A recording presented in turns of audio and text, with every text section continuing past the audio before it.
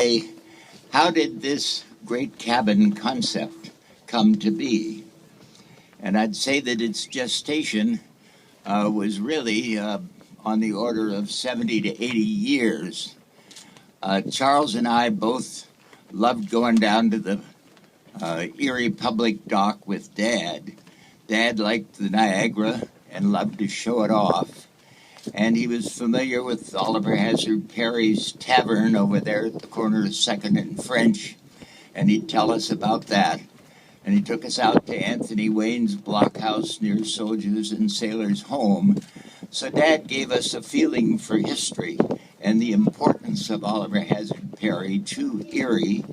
I forgot to say we went over to the foot of Chestnut Street, and there's a plaque there saying Oliver Hazard Perry built his fleet here. So we really had a lot to do with it, and seeing the original Niagara was still there alongside, particularly for Charles's time. It was beginning to decay rapidly, and by the time I got there, you knew something had to happen soon, or else it'd be a sunk wreck there. They saved the stem and stern post, and that's about all that really made it the original into the Erie Maritime Museum. But anyhow, that's where Charles and I got the inspiration of history and Perry in our lives, and we've never forgotten it. And then Charles went to the Naval Academy, and he'd been my hero before. He's 7 or 8 years older than myself, and most young bucks look up to their older brothers as something dear to God, a little smarter than their dads, a little more compassionate than their mother, but full of wisdom, and that's what a guy needed. And so Charles was that to me. And when he went to the Naval Academy and came home in that midshipman uniform and started talking to me about damage control fittings and general quarters and all this stuff, I thought, boy, I'm going to the Naval Academy. And I did. And he graduated in 32 and I in 39. And then, of course, I had a chance to meet his wonderful wife, Mary Ellen, and saw him just before they took off for the Philippines. And then they went over there, and by the time they were in the Philippines, I was at sea, and so I didn't follow them very closely.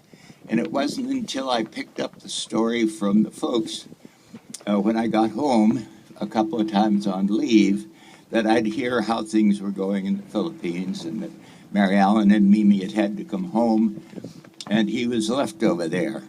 And then I didn't know an awful lot of what he did until I found he was a prisoner of war. And I remember in February of 45, I was in a destroyer, and we were in Manila. And I had heard through the Navy grapevine that the prisoners had been moved towards the north, and that they had passed through Manila in Cabanatuan prison. And I had a chance to see some of the records from there. And I said to myself, gee, I'm just 6 weeks behind Charles. Maybe we can catch up with him. Little did I know that he had died just a month before that.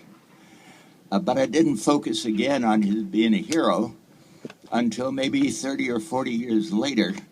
I found out that he'd won the Distinguished Service Medal for his service there. And I thought, doggone it, there ought to be some way that Charles gets some recognition. And here was this lovely ship, and I have a passion for great cabins. I think they're the most beautiful part of the old sailing ships. And I thought, gee, it'd be great to have that name for Charles. And I asked Bart, is that a good idea? He said he thought it was a wonderful idea.